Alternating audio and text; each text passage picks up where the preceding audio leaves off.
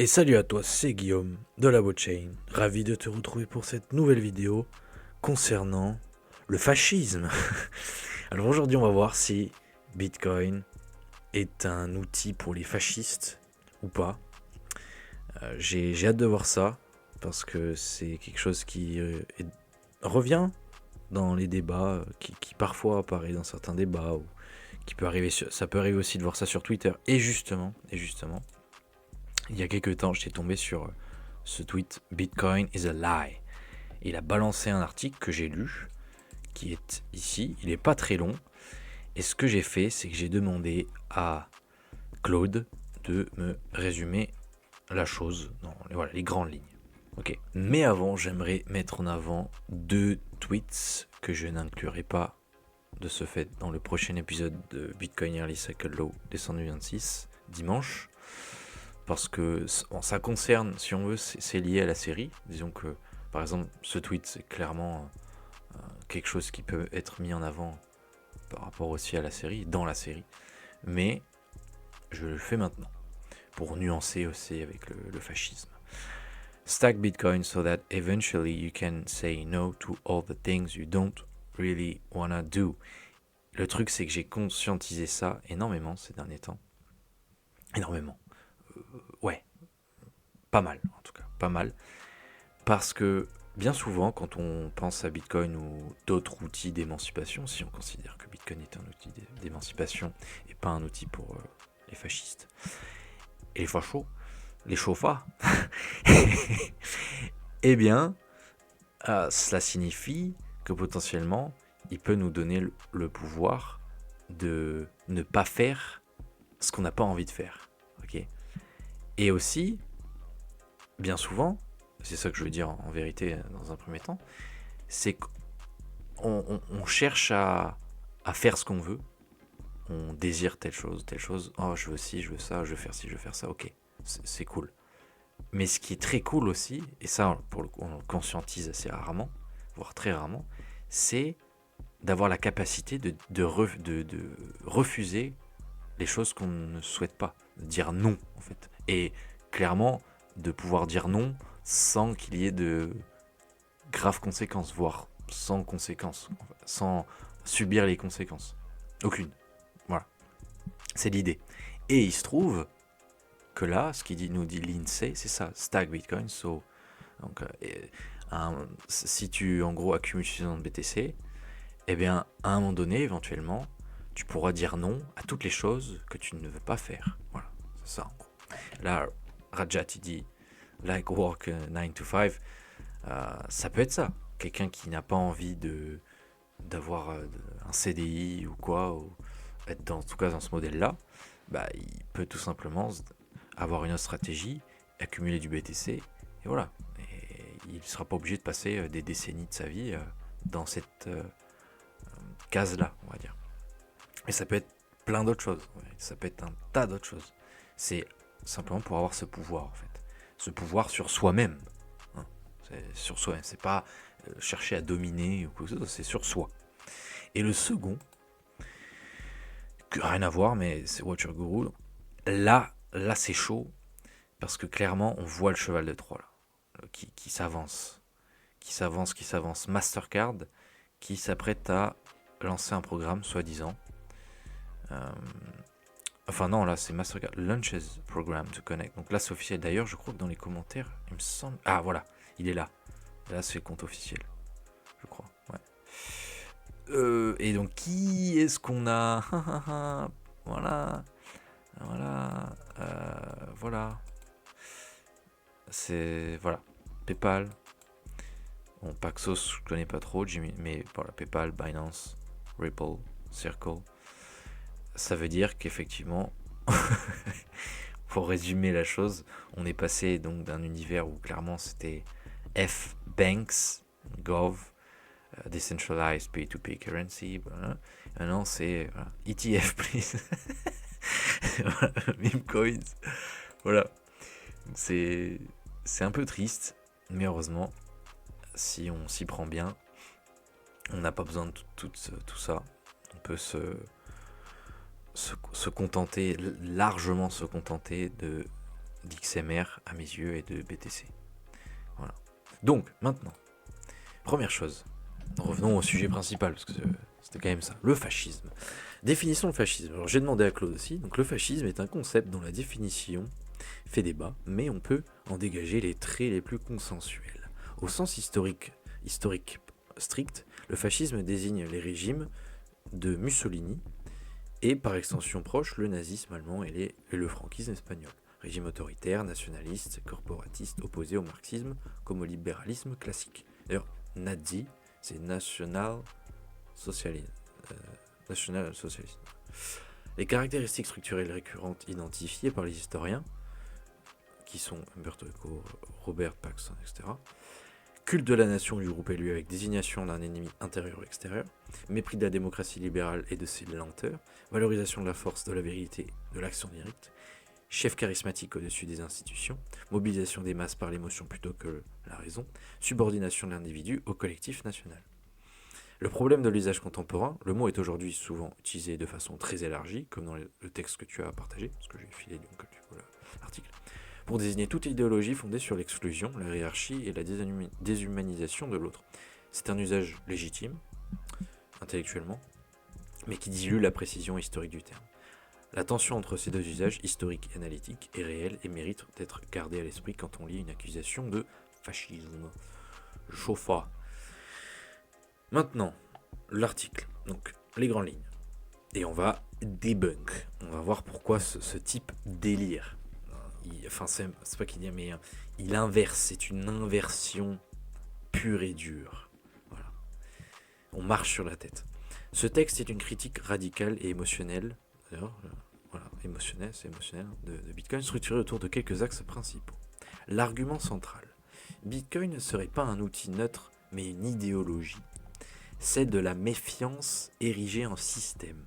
L'auteur cite la formule Bitcoin is for enemies pour illustrer que le protocole est conçu sur le présupposé que tout individu est un adversaire potentiel. Alors là, soit il fait exprès, soit il a vraiment pas compris. Justement, c'est l'opposé. Et si c'est pas l'opposé, c'est ce que je me prête à dire. Pourquoi Bitcoin is for enemies? Donc Bitcoin est pour les ennemis ou pour nos ennemis, ou peu importe. Ça signifie, au final, que tout le monde, quelque part, est voué à utiliser Bitcoin, que ce soit un ami, un ennemi, le voisin, Poutine, un militaire, une caissière.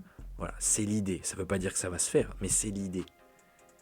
Et justement, quand on utilise un outil, en tout cas un outil qui nous permet de profiter de quelque chose, ou quand on parvient à tirer quelque chose d'un outil, voilà. Faut reconnaître que bien souvent on cherche plutôt à le dissimuler, en tout cas ne pas le révéler à ses ennemis si on en a. À dire bon, ça c'est bien beau, par exemple, je sais pas, on découvre une super plante, un remède pour ça, un outil pour faire ci, faire ça, ok. Et on n'a pas envie que son ennemi le découvre aussi, parce que forcément il va en tirer avantage également, et c'est pas stratégique, voilà. La guéguerre, c'est pas optimal. Et c'est pas le cas avec Bitcoin. C'est pas le cas avec Bitcoin, parce que quiconque découvre Bitcoin peut en bénéficier, et ce n'est pas parce que son ennemi, entre guillemets, ou pas entre guillemets, l'utilise, qu'on va en pâtir. Et même au contraire, in fine, tout le monde pourra en jouir. Et c'est ça la beauté de Bitcoin. Donc là, il dénature vraiment quelque chose de pur. C'est beau, c'est pur. Bitcoin is for enemies quand on le comprend. Et là, lui, il a réduit ça à quelque chose de ridicule. Voilà. Les cibles visées. Alors, l'auteur relie Bitcoin à l'économie autrichienne, Rothbard, Ludwig von Mises, je ne sais pas si je prononce bien, voilà. Carl Schmitt, la distinction ami-ennemi, donc voilà, et au fascisme. Non pas au sens rhétorique grossier, mais comme architecture sociale fondée sur la défiance et l'exclusion. La hard money, donc la sound money, la monnaie dure, serait selon lui une oligarchie habillé en philosophie de la liberté. Alors là, si je comprends bien ce qu'il veut dire, c'est que forcément, et ça, par exemple, je pense à Science du Bunker. J'espère que tu sais qui est Science du Bunker. Ça lui est déjà arrivé d'expliquer que sous un étalon Bitcoin, et d'ailleurs pas que lui, hein, mais je pense à lui, si on ne cherche pas trivialement dit, à apporter de la valeur, hein, en tout cas, oui, à contribuer à la richesse de l'humanité, on va dire ça comme ça, eh bien, on se fait sélectionner. C'est ça en gros. On se fait selected par mère nature. Voilà. Et ça, selon lui, donc selon l'auteur, donc donc selon Mike Brock, du coup il va être Brock. Et donc selon Mike, c'est une sorte de comment on pourrait dire, c'est une manière de cacher ses véritables intentions, ses intentions oligarchiques, et faire passer ça donc pour une philosophie, la liberté et tout ça, alors que ce serait un moyen d'exclure certaines personnes et tout ça, quoi. Et pareil, quand on voit justement ce que font certaines personnes dans le milieu Bitcoin, je dirais même la plupart qui ont compris Bitcoin, c'est tout l'opposé aussi en fait. On a envie que les gens s'en sortent. Et on n'a pas... Ah oui, parce que j'ai oublié un détail. J'avais posté ça. Voilà, c'est bon troll. Voilà. Et on va voir après cet aspect justement. Le fameux have fun staying poor. Mais en vérité, c'est tout le contraire. Je connais des bitcoiners qui, au pire, ils sont réalistes. Voilà, au pire. Et être réaliste, voilà, c'est pas être un psychopathe, être foncièrement mauvais, quoi. Voilà. La question de l'ironie. Donc voilà, l'auteur s'attaque aux défenses de type c'est un mime, c'est de l'humour, have fun staying poor, qui lit non comme second degré innocent, mais comme cruauté fonctionnelle avec déni plausible. Bon, ok. Je vais essayer d'être le plus transparent possible concernant mes affects, ma façon de voir les choses, tout ça. Je ne sais pas ce qui se passe dans la tête des autres bitcoiners exactement, mais je sais ce qui se passe dans ma tête, je pense. Il est vrai qu'une bonne partie de la population, et ça je pense que je ne suis pas le seul à le constater, est plus ou moins limitée. Voilà. On va dire ça comme ça. De ce fait, elle se retrouve dans des situations qui lui portent, ou ces personnes-là se retrouvent dans des situations qui leur portent préjudice, voilà, parce qu'elles n'ont pas eu justement la capacité de discerner le vrai du faux, de faire preuve de perspicacité, tout ça. Bon. Et quelque part, si on y réfléchit un petit peu aussi, et on évite de faire l'autruche, tout ça, on se rend compte que il y a quand même une part de responsabilité chez ces personnes. Il y a quand même et voilà. C'est peut-être des victimes, faut le dire, sont victimes d'entités malveillantes, mais elles ont quand même un cerveau. Jusqu'à preuve du contraire, ces personnes-là ont un cerveau. C'est cette vaste majorité d'humains qui fait preuve de limitation. Ok, la plupart de ces humains savent lire et écrire. Bon, peut-être pas très bien, mais quand même. Et même si elles ne savent pas lire et écrire, pour certains, elles ont un minimum de conscience. Elles ont conscience, par exemple, du fait qu'elles mangent, qu'elles dorment, qu'elles vont à tel endroit, tout ça, ok. Donc, est-ce qu'on peut vraiment pas les pardonner, les excuser, mais les exempter, si je puis dire, de toute responsabilité? dire ok, non, mais c'est vraiment pas de leur faute, si elles font n'importe quoi, elles se plantent totalement, mais c'est forcément à cause. Personnellement, je pense pas. Et c'est pourquoi une partie des bitcoiners, j'en fais partie, quelquefois s'amuse à dire have fun staying poor. C'est pour justement pointer du doigt cette partie en elle qui devrait être utilisée et rayonnée, mais qui est bafouée et qui ne sert à rien parce qu'elle n'est pas utilisée.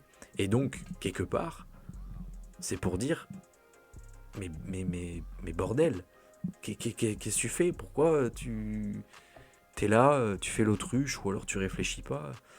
Bah, have fun staying poor. Mais évidemment que tout bon bitcoiner qui se respecte, je pense, souhaiterait au fond que les gens captent, en fait. Captent. Mais, encore une fois, on est réaliste en général. On est réaliste, on voit les choses de manière rationnelle aussi, tout ça. Et on se dit oui, dans tous les cas, il va pas y avoir un miracle demain et tout le monde ne va pas se mettre à lire les bouquins et faire ses devoirs. Donc, on se permet, oui, de... Est-ce que c'est du sarcasme? C'est même pas du sarcasme, je pense. Mais c'est peut-être une manière de relativiser aussi. Même pour nous, en fait, parce que c'est pas drôle. Même pour nous, c'est pas drôle de voir à quel point, en fait, les, beaucoup de gens se plantent. C'est pas drôle, au fond.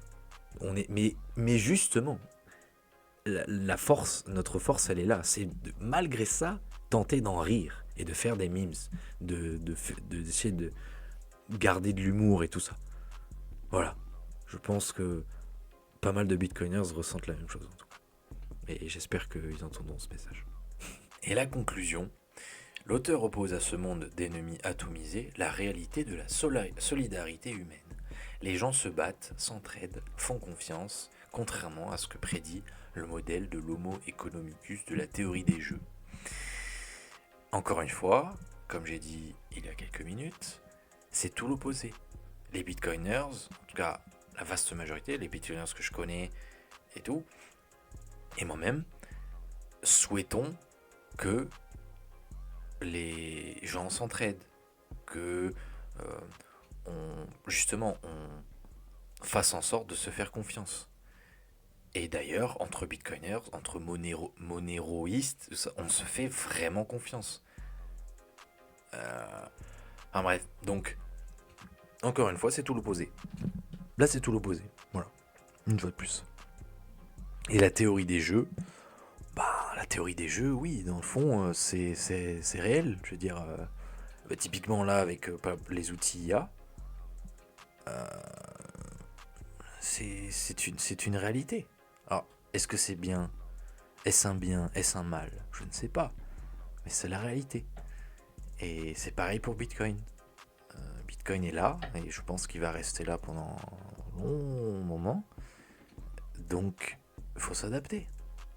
Et là, ce qui est cool, c'est que c'est pas de la poudre à canon, c'est pas pour aller buter des gens, c'est pas pour aller faire des dingueries, c'est pas pour aller enfermer des enfants et les torturer.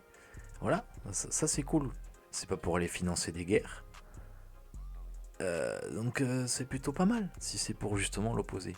L'entraide, la solidarité, la paix, le développement, l'évolution et tout un tas de choses qu'on explique depuis maintenant des années, que ce soit en version papier, numérique et tout, audio. Donc voilà. Et c'est dommage que Mike voit les choses comme ça. Mais à mon avis, comme dit Claude, c'est une critique émotionnelle en fait, hein, surtout. Le mec rage, je sais pas, il a dû acheter le top et vendre le bottom 3 fois et il s'en remet pas. Voilà. Donc le texte est clairement un réquisitoire personnel traversé par la colère. Ah oui, là c'est Claude qui le dit. Par la colère et la déception. Son auteur indique avoir connu personnellement certains acteurs de cet écosystème. Ouais, mais après, certaines personnes parlent Bitcoin, se revendiquent Bitcoiners, mais sont des imbéciles aussi, ça arrive. ça arrive. Et puis ça se trouve, en fait, il a parlé avec un mec qui dit qu'XRP va taper les 100 $ dans 3 mois. Tu vois. Ça aussi, c'est fort probable. Donc à partir de là, c'est bancal. Donc pour conclure, si être fasciste, c'est être solidaire, c'est vouloir la paix, c'est chercher à s'entraider et à se faire confiance. Si c'est toutes ces choses-là, eh bien je suis un fasciste et tous les bitcoiners sont des fascistes. Voilà. Et dans ce cas-là, c'est pas une insulte, alors, être un chauffat. Donc nous sommes des chauffats, potentiellement, aux yeux de Mike. Voilà. Mike, désolé, mais c'est comme ça. Bref, j'espère que tu auras apprécié cette vidéo, un peu particulière aussi, mais il fallait bien que j'en parle, parce que c'était prévu. Et j'espère que tu seras là dimanche pour je crois que ce sera le 15e ou le 16e épisode de la série Bitcoin Yearly Cycle Low décembre 2026. On va voir où on en est au niveau du cycle, du daily cycle. On va voir où j'en suis personnellement, parce qu'il y a du nouveau. D'ailleurs, j'en ai déjà parlé dans le canal Telegram. Je suis plus réactif, plus présent dans le canal Telegram. N'hésite pas à le rejoindre si ce n'est pas déjà fait. Et sur ce, je te souhaite une excellente journée, une excellente soirée. C'était Guillaume de la Blockchain. Et à ta liberté.